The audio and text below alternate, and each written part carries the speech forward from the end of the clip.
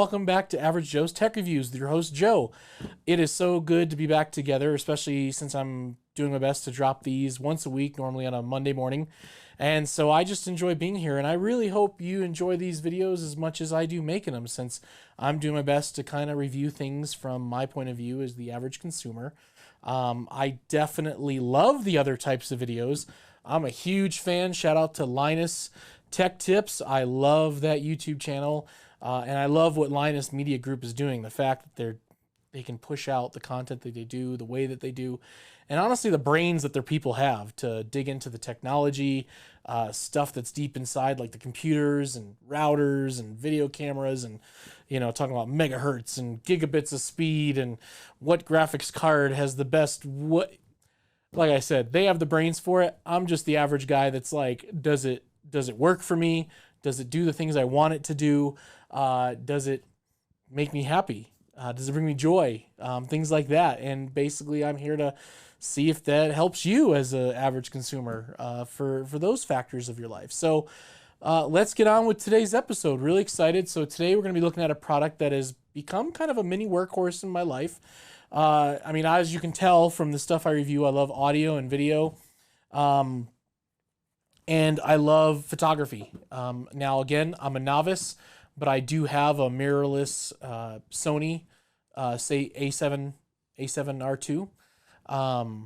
And I love that camera. And I like to be able to bring either a decent computer with me to either edit the videos when I'm traveling, or at least to load them up and do some at least general Lightroom stuff with it. But this thing we're going to look at is right here. It is the Surface Pro 8. I've had this for a little while, and this thing is definitely been a workhorse for me. And I've had previous iterations. I have used previously the Surface, actually the first Surface, which I bought at a yard sale a long time ago. And that ARM technology it had, where it wasn't really able to run the things that I was hoping it would be run, like even simple as using the what is it like to use on my iPad and phone, and even on my thing here, the Kindle, Amazon Kindle software wouldn't run that. And so I didn't have a lot of fun with it. So I kind of like had a bad taste towards them, because it was just like, wow, this is a piece of crap, and it's slow, and the battery died way too quickly, and just was not happy with it. And then I tried to set it up for my kids, and it still was just, it wasn't good. And of course, it was the first gen. That was their competition against Apple's iPad and things like that. Then I previously used a Surface 7, a Surface 7 Plus, Surface Pro 7 Plus, which that one I had for about a year. And what I liked about it, at the time, was they made it so you could upgrade the hard drive in that one. So that was really cool. And we'll talk about that because we have the same features in the Surface Pro 8. And right now, my son, who is going into high school, we got him a Surface 7. And honestly, he is using that thing almost every day, because right now it's summertime and he has to do some schoolwork to prepare for high school, and he's been using it for that. And so it's been interesting to see him using the device with a set of brand new eyes, never having used anything like that before. The most he's used technology-wise, well, he's had a Kindle, and I have passed on a gaming computer to him, a big desktop. So for him to use a Surface and see him use it and how he's adapting to that has been really cool. And obviously we'll see how he uses it and how well he uses it once he starts up his high school, because he goes to a special, it's not a special ed school, it's a school where they do woodworking, electrical, plumbing. It's basically an early college where they they basically train him to do a trade. And so it'll be interesting to see how he uses it, and if he's able to use it for things like maybe even CAD to do that kind of stuff. So we'll see. I don't know. But right now, we're going to talk about the Surface Pro 8.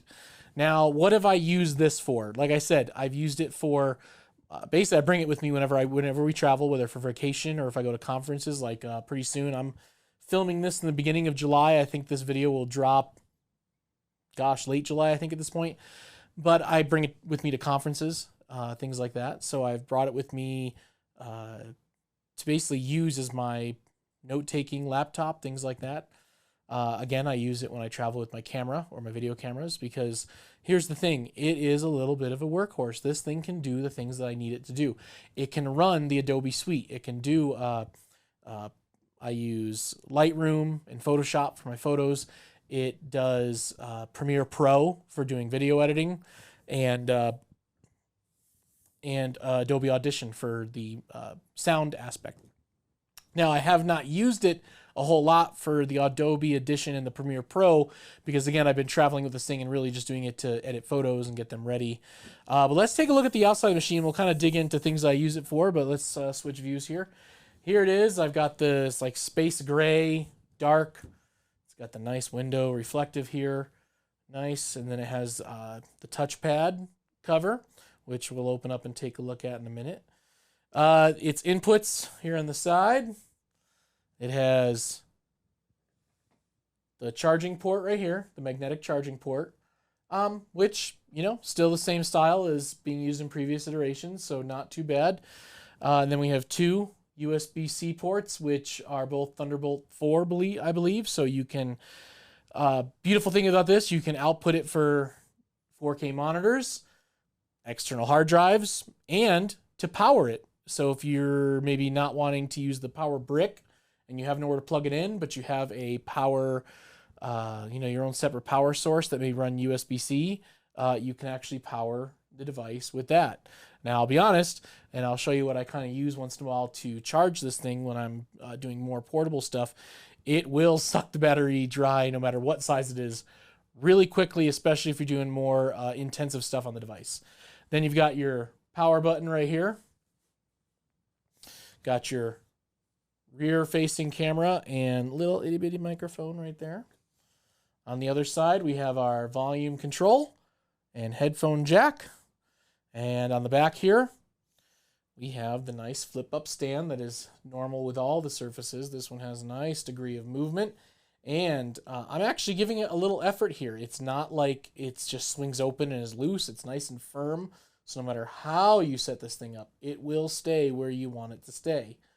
Then right here, now if you notice with other Surfaces, I don't know if you know, they usually would have like an SD card slot, usually right about there. You can kind of see the notch almost right there.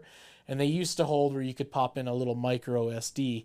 This does not have that, which, you know, I could take it or leave it, and we'll talk about the benefits and the positives and negatives of that later. But right here, just like on the Surface Pro 7 Plus for business, is the hard drive case. Under this little thing, you use a little cell phone poker like you do to get your SIM card out, is a very small M.2 SSD drive in there. Now, I have already upgraded mine. I bought this with the 256 gig model, which is actually listed right there. And I upgraded it to the 1 terabyte. Now, I've done it twice. Now, why have you done it twice, Joe? Well, let's look at me here.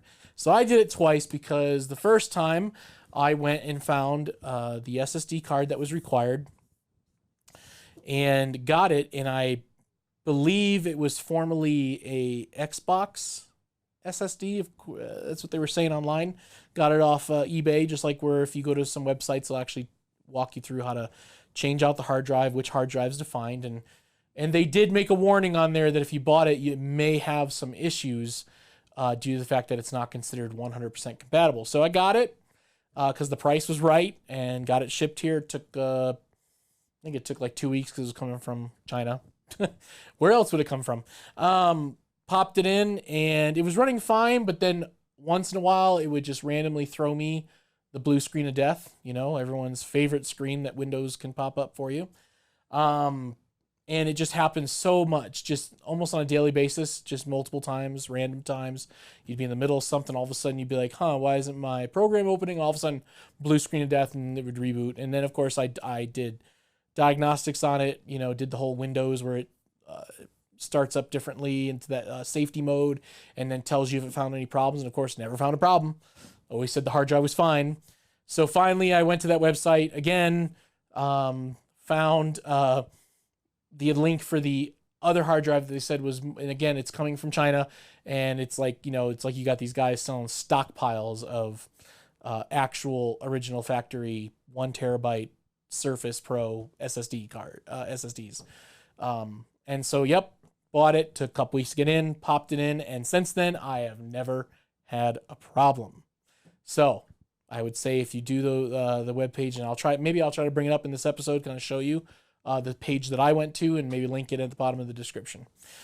So did that. Everything's been running sweet now. Now I have a terabyte of storage, and and especially when you're doing photos and video, and this is traveling with me, and I use Dropbox for my cloud-based storage for backing up all my files. So with my Dropbox, I always drop my RAWs and edited files. So no matter where I am, I can download them and work on them if I need to.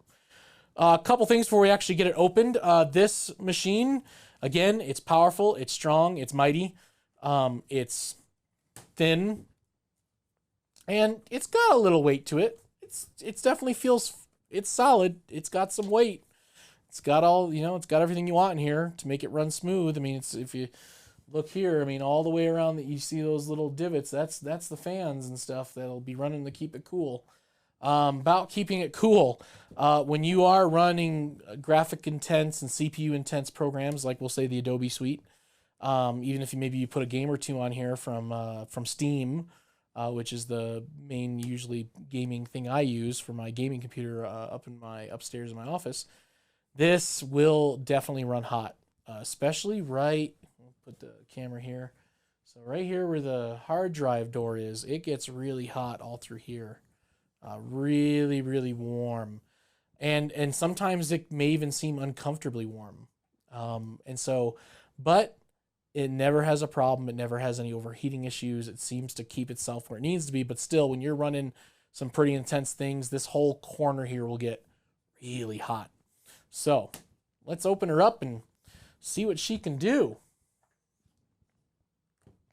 We have the touchpad on here. Oh, look at that. I pressed the power button, so it automatically started loading up. Here it is, pretty quick. Actually, I consider it pretty comparable to a MacBook Pro, things like that, with speed-wise. An iPad loading up, it is really fast with that SSD in there. This touchpad is, I like it. It's, a little bendy. Not too much to freak you out that you're going to break it. The keys, not too bad to touch. It does have the face recognition. All right. Windows Hello works great and perfect every time I've opened it. Even if I just quickly glanced, it'll log me right in. So here you get to see beautiful screen, brightness controls right here on the keypad, and it can dim superbly low as if you can't even see the camera. I mean, you can see the little bit of the edges of the picture there, but I mean, it's as if it's not there. So beautiful. Keyboard does light up, and because it's Surface 8, the keyboard comes with the flatten it down. And what do we have here? We have the Surface Pen 2. Look at that. Connects right away with the device. The device detects it every time. You can just hover it over, and there's my mouse floating around. Mostly what I use this for my own purposes, sketching. I have not really used it for taking notes because my handwriting is no-go. That's all we're going to say. But the pen charges like that. It just slips in there and charges wirelessly from the device. Pretty nice. Nice little angle of the keyboard. Let's go here. So as you can tell, just, your palms can rest. It's actually hasn't been too bad to use this as a daily driver. Let's go ahead and go look at it again. So beautiful screen. The speakers aren't too bad either. I won't do any kind of tests on those because there's other videos you can watch about that. Plus, I'm using a lapel mic and we don't need to worry about that. But again, this particular model has the 11th gen Intel i7 1185 G7 at 3 gigahertz, has 16 gigabytes of RAM, and it's a 64-bit Windows Home. And of course, I have the 1 terabyte drive that I have put it in here. So works really well. I can run all kinds of programs. I usually use OneNote for a lot of my note taking and recording too. Especially a lot of times when I go to conferences, I would bring a miniature hand recorder that would record to an SD card. And I still do sometimes, depending on the size of the conference and where I may be sitting. Excuse me, but this thing works great microphone-wise to just kind of, I might have it like this in the middle of the table, and in OneNote, in Evernote, you can just make a recording within the notes that you're taking, and it'll just record until you tell it to stop, because it's all cloud-based notes. So Works fantastic for that. Like I said, overall function of this thing is great. This thing has been able to run all my programs from the Adobe suite, which I have right here, and you can kind of see all the programs that I have here. Audition, After Effects, Premiere Pro, Lightroom, Photoshop, and I almost use them all on this device. Now, right now, it's running on battery power, and it could mostly stay on this battery power for a few hours, especially when I'm just searching the web or typing away a paper or some notes. But once you start doing some more intense stuff, graphically intense stuff, even just using Lightroom, this thing will suck energy fast. Like, it will drain that battery super quick. And so that's where I usually pull in a device kind of like this Goal Zero that we may look at another day. I may try to compare all my different portable battery systems to kind of tell you about what I like about them, what I don't like. But with this one, it is USB charging capable, so I can just plug it into the side here of one of the two USB-C ports, and boom, on the bottom, it is charging right now. So there we go. 90% available, plugged in. So again, if you're just running around short trips and you know you're not going to be sitting for hours, something like this Goal Zero or different battery packs will be pretty handy and pretty helpful. So I'm plugging it for now. Overall, I love this thing. I love using it. I love traveling with it. The only downside that I have is obviously if I'm doing something a little bit more intense and I may not be somewhere where I can plug it into the wall, then I might have to be careful how much I use it, or where I am in terms of how long this, we'll cut that out. How long this battery pack will last. Now, if I'm having this plugged into here and I'm running stuff like if I'm sketching, running Premiere Pro, running Lightroom, it will suck the Goal Zero pretty quick. I mean, you're talking not even a couple hours, it'll drain that thing down to zero, because it eats. And and of course, that, what else would you expect from a intense program where you're going to be doing some like rendering and editing and things like that just use up a lot of the resources of the computer, the CPU, the GPU, you name it. It's sucking it all. It's using all the RAM, saving it to your hard drive. I mean, the thing gets warm and hot and it's just hungry. So when I'm just like around the house, something, just surfing the web, typing away, it's been great, and you can just close the thing, goes to sleep, open it back up. It'll see my face. It'll be really happy. It'll be like, hey, you're back. I'm so happy you woke me up, and it'll log me back in. So what don't I like? Well, I'd say the only things that I don't like about it is this. Looking at it, it goes perfectly on a table, right? You can bend it down. You can take the keyboard off, make it into a tablet. I've only done that a few times, walking around, like checking things off or doing a what do you want to call it? A spreadsheet, things like that, like making a list. You can bend this down so you can sit and draw on it. And what's beautiful about this touch screen is even with the pen and your hand against the screen, it ignores your whole wrist area. It doesn't detect it to screw up when you're sketching and drawing. So that's really nice if you're into any artistry like that. But when you see it like this, when you see it all set up like this, it works great on a table. Little coffee table, restaurant, diner, you can sit there. It doesn't take up a lot of room. But here's the downside that I have, especially when going to conferences. A lot of the conferences I go to, most of them are not going to have tables to sit at, things like that. A lot of them, because they're more church-based conferences, some of them are small, some are big, they're either happening in auditoriums or in church main sanctuary areas. So either you're sitting in chairs or pews or just a large auditorium with lots of chairs, and you don't have anywhere to like put this down, right? So then it's like, well, where do I put it? This thing does not sit on a lap well.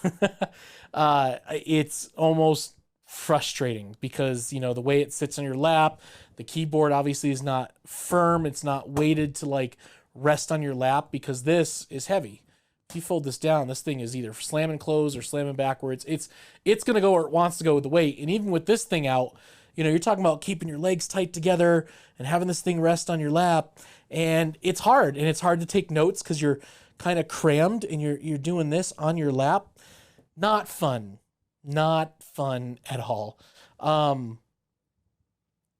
so for me, like when I look at the accessories for this device, I love the type cover. I love that it's all connected. I love that the pen charges right there and I won't lose it. Because let me tell you what, iPad or Surface, especially the Surface 7 and below, you know, the pen would magnetize to the side, the top, whatever. Same with the iPad, magnet. And what is the one thing that's just so easy to happen? All of a sudden, your very expensive tablet pen is gone. You know, either gone, or missing for a long period of time, like my Apple one was for, I think it was missing for almost a year, and it just happened to be under something in the vehicle, but it got knocked off, and we just never knew what happened to it until it was found while cleaning the car more heavily.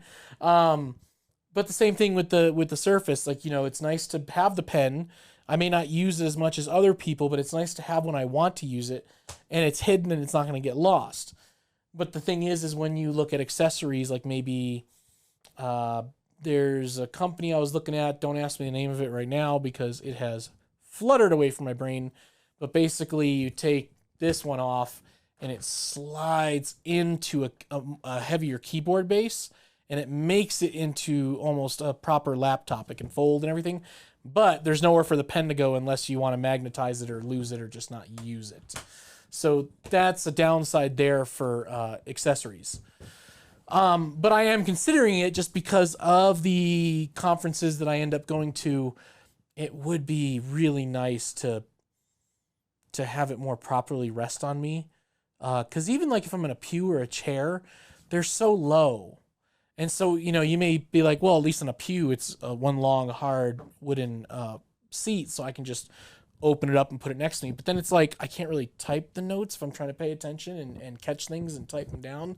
Same with a chair. You know, again, it's really low. It hurts my back after a while. So for me, that's the biggest downside to the Surface Pro 7, like my son has, and the Surface Pro 8, is the inability to travel, like be somewhere when you're traveling with it, like a conference where you're not going to have some type of table in front of you to set it up. I have purchased, I have one of the big lap tables, you know, that has the big cushiony, almost feels like the inside of a hacky sack ball, you know, and it can rest on your like knees when you're sitting in the chair. So I've used that, and that's okay. But again, the problem is this part. This is a lot of room outside of the shape. So like, you know, normal laptop, if that wasn't sticking out, would only need this much room. But now, because of the device and the heaviness, you need this to stick out and lean in a certain way. And so a lot of times those, I have to end up like having it like that. And then if I bump it a little bit, whoop, yeah, see how it just wants to fall over. And then I got to somehow just barely edge it, or I have to have the keyboard somewhat off the edge. And so that's not fun, because I got one that was that larger one. And then I have one that's more of a travel style one, which is like a pull out mouse pad. But again, the width of it, I guess, is what, well, I guess this would be the width, but the length of it covers the size basically like that, but not including having to pop this out. And so it's not super helpful. Oh, that's right. Because again, I'm on the fly and I'm having fun. BRYDGE, BRYDGE, I think is the company name that makes the thing where you popped it in and it becomes. The only downside of that is that the touchpad on there is Bluetooth connected to the device, and so is the keyboard. So I don't know personally like how that is for typing and working. Do you lose connection? Because I saw some comments in the customer support area where people were complaining about Bluetooth dropping or something like that, or not being able to reconnect their keyboard or their mouse, or one or the other, or both at the same time. So I know that it can have some problems. I don't know. I've thought about getting it just so I can try it out and see, is it worth it? So I understand why some people have bought not the Surface Pro 8, but the Surface laptop, because you can still take it off and make it a tablet, but then, you know, it folds up like a real laptop and has the weighted keyboard that balances it out. So is it worth it for you? So for me, like I said, I still use this a ton. I get a lot of work out of this. This is my travel device. Now, I do have a more higher end laptop that I have with me, and it's right here. It's my Lenovo. This thing is really my workhorse when it comes to doing more 4K 1080p video editing, because it has a standalone GTX in here. I think it's a 1050 Ti in here. I could be wrong. Don't remember. But it's pretty large. It's really nice. I like it. But this one I'll use for the more intense graphics. Like if I'm traveling and I know I'm going to be doing some major editing, I might use that instead, because number one, its battery can handle it a little bit better than this. The only downside is you can't do USB-C charging with this, and you have to bring the massive brick that goes along with this. And this fell off, and I apologize to anyone because I didn't notice. So for me, this has been great. For simple photo editing, maybe doing a little Premiere Pro to plug it into, like I said, an extra battery pack. I also have, like you see behind me, I have this big old Jackery. I think this is the Jackery 500. And then I also have I think it's the Omni Charge, which is a nice square looking black brick that has the 3-prong plug as well as USB charging. It's a little bit older, but that battery lasts pretty decently when it comes to charging things. And I've used it to plug this in with its normal brick charger when I've needed to, and this laptop as well. So for me, I still use it, even though it has the downsides. And it's a little annoying. I have still used this on a plane. I have used this while being a passenger in a car. I have still used it at a conference. And yes, am I annoyed? Yeah, I'm annoyed. I wish Microsoft would maybe hook us up with some better keyboard accessories to give us maybe a better form factor, even maybe a better case to actually protect the whole thing, but have a more weighted keyboard feature. But like I said, I may look into that Brydge because I'm also thinking about maybe getting it for my son to make it easier for him to take notes in school, because I'll kind of wait to see how it is once he starts. But you know, like I said, I'm not getting into the super technical details of this thing. All I can say is that it works for the purposes that I use it for. It works great for doing the photos. Like I said, I upgraded the hard drive on it, so it has plenty of space now. So what I meant by when we talk about the SD card that they used to have in the 7s and lowers, that used to go right there, that was a saving grace for when you could not upgrade the hard drive, because again, you were kind of locked in, especially if you didn't want to pay a lot of money, you were locked in at the lower hard drive size. Like 256 gigabytes may seem like a lot, but a large chunk of it is taken up for the Windows operating system and whatever backups it has. And if you are doing stuff like saving files, maybe doing photos, working on audio, podcasts, things like that, that hard drive gets sucked up real fast. Like it heats up that space quickly. The nice thing about Dropbox, though, is I can say, you know, save only online, and then it'll delete it from the local file, save some space. But at the same time, when you're downloading certain graphics, templates, logos, things like that, that's going to take up space. And to have the 1 terabyte now has just opened up a world of space for me. So the downside is well, no, I really don't think there's a downside anymore to not having this. It really is an upside. Like, sure, do I miss it in the sense of maybe being able to pop something in I could travel that would have certain files that maybe it's like, well, then I don't have to worry about waiting to find a Wi-Fi or hotspotting with my cell phone to download stuff for Dropbox. Sure, that would be nice to have, to be able to just pop that in. But at the same time, they make hard drives that are a terabyte like this, so small, these little SSD cards, they're so small, USB-C, like it really, like, you're like, well, I guess I would kind of lose a micro SD a lot quicker, and this is faster transfer speeds. But at the moment, I don't need that because I put the 1 terabyte in here. Now, for like my son's device, the Surface 7, depending on what he ends up doing, I'll probably have to put an SD card in there just so he has more room, depending on what he's downloading, saving, working on, especially if he gets into CAD and things like that. So, like I said, only downsides are really coming to when I'm actually sitting down at a conference and this thing's on my lap. It would be nice to have a table in front of me. If not, I suffer through it, or I'll end up kind of sitting it next to me, let it record the speaker, and I'll try to take notes later as I remember them, or I'll take notes on my phone because again, Evernote has apps across the board for all systems and Apple and Droid and all that stuff. So will it work for you? That's the question.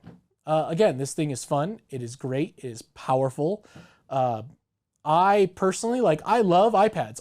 I used to be a big PC guy. Then for a long time, our whole family, it's all we had was Macs. And now we've kind of transitioned to almost more so PC than Mac. Like we have our iPhone, I have an iPad, we have our Apple TVs, we have like one Mac Mini, which is actually right there, and that's mostly was purchased because we were trying to recover some old hard drives that were from Macs, and so we kind of needed a Mac to get the Mac files. And then we do have a MacBook Pro that's up in the office that's used mostly for. Actually, we don't use it for much anymore. Like we have it just in case we need it. I may end up selling it. I don't know. But the thing is like I have the iPad, and the iPad's great for what it's used for, but I have this.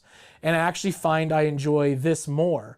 Because again, when it comes to like even just doing fun things, like maybe playing a game on Steam or using my Xbox controller to play on the new Xbox cloud gaming features and things like that, I can do that on this.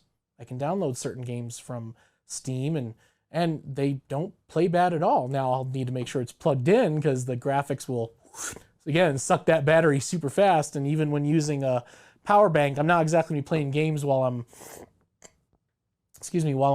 driving in a car without a way to plug it in. But I find more use out of this. Like I enjoy using my programs on this because number one, like sure, is there some of the Adobe Suite on like iPad? There are, but I can use them a lot better with a mouse and a keyboard and a full Windows version of it compared to the iPad version of it, the OS version, or the whatever you want to call it, the iOS version. Same with typing files. There's just something about having the ease of saving it to my Dropbox files compared to going through a lot of tapping through my iPad to get it saved into the correct file. And being able to edit things a lot easier. It's just not as quickly and intuitive as just using a Windows machine or using the full software suite version like you would even on a full Mac. Because even then I still use Dropbox and I'm still saving things more properly, et cetera, et cetera, et cetera. So it depends on what you like doing. If you're looking for something that's pretty powerful and light and easy to bring with you, throw it in your backpack, throw it in large pocketbook, this would be for you. You're a student, this is gonna be for you. The great thing is I have the Rodecaster Pro on here. I have the Blackmagic stuff on here. So like I can just use this and travel with my Rodecaster board. I can travel with my cameras, my Blackmagic, and just bring this.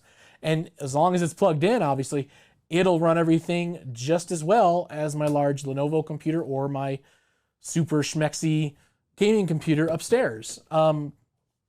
So basically what it comes down to is portability and the ability to still do the things that you want done that are maybe even a higher capabilities, like using the Adobe Suite, things like that. Using Wirecast and OBS, this thing will do everything just fine. Now, obviously, kind of like Apple, they've just got these two USB ports, so you will have to suffer with dongles. The one downside is there is no USB 3.0 on here, which kind of stinks because, a lot of decent dongles and decent multi-plugs usually come with like a USB 3.0, so you definitely have to get dongles for this, and that's a downside. Kind of like when Mac got rid of the USBs and only put the USB-Cs and the Thunderbolts. A lot of us complained because it was like, great, now we have to go spend $50, $60, $80 on a stupid little dongle, and luckily dongles are getting less expensive, and obviously with the Windows machine you can buy all kinds of third-party dongles that are less expensive and they will work fine. So I would recommend this if you're into some good portability for your hobbies of photo, audio, video, or just schoolwork or even work. The camera on there is great for Zoom meetings. Good quality. The microphone is great quality as well, so you won't have any issues there. Like I said, this thing has been a workhorse for me. I almost use it daily. I mean, sure, do I sit at my big computer and have the time of my life? Yeah. But if I'm just sitting on my couch or in my bed, I may have this with me. Especially if I've got the big cushy tabletop thing for my bed, I can just, use it, enjoy it, make notes, dictate notes, draw on it, sketch on it. It's, working on logos like from this channel and things like that. So I would highly recommend it if you're in the market for a nice portable tablet/laptop. Now, obviously, it's going to have a little bit more weight than the iPad, but I don't think that's a deal breaker for it. I think you're going to get a lot more for your buck on this than you would the iPad, especially for the usability of it, like, full software programs, the full Windows experience. Because, I mean, this thing is running Windows 11, which at first it's like, oh, Windows 11, am I going to like it? Actually, I love it. Haven't had a problem with it. Even upgraded the new gaming computer up to Windows 11. Haven't had an issue. So I've been rambling and blambling too long, so I'll go ahead and end this episode by saying please like and subscribe if you're enjoying the content of this channel. I appreciate it, and I hope you're all right that once a week you might see my face as I drop a video. And again, I'll put in the link description to the Microsoft webpage for this device. I will link maybe to some options to purchase it, and I will also link to that keyboard device that I talked about, even though I haven't personally tried it, but at least you yourself can take a look and see if that's what may work for you. So again, this is Joe with Average Joe's Tech Reviews saying goodbye and peace out.